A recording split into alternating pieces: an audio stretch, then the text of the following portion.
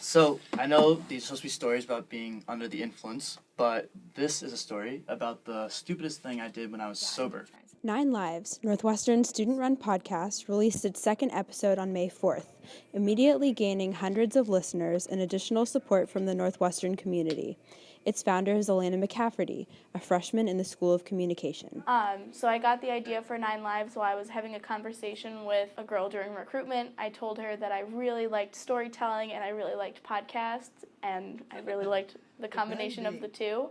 So she was like, you should have one of those for Northwestern. And I had no experience with producing a podcast, so it's kind of been a struggle to figure out the whole process. So Nine Lives got started in a little classroom in Mud. The first podcast took like 3 months. Each episode requires the dedication of the entire Nine Lives team, including the story directors, producers, and most importantly, storytellers. How it starts is first we decide upon a theme for the episode. So Contributors pitch stories through this Google form that we have. Ask for contributors to tell real stories that happen to them as they perceive them, unscripted, without notes or anything. And We read all the pitches, and then we ask them to come in. we'll work with them on sort of shaping the story and how it works, so it's not just rambles. we then decide which ones we think are the best and which ones would fit the episode.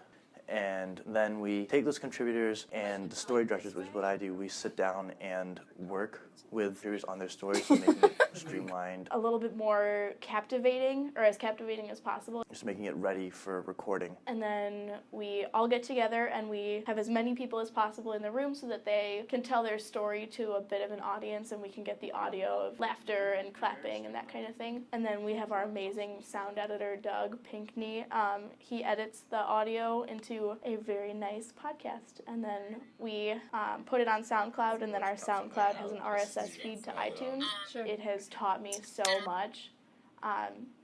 Like I said, I didn't know anything about producing a podcast. I didn't know anything about leading a group of people to make a podcast. Like, we went in totally blind, and somehow we've come out with this thing that is growing, and it's definitely not perfect, but it's something that we're all proud of.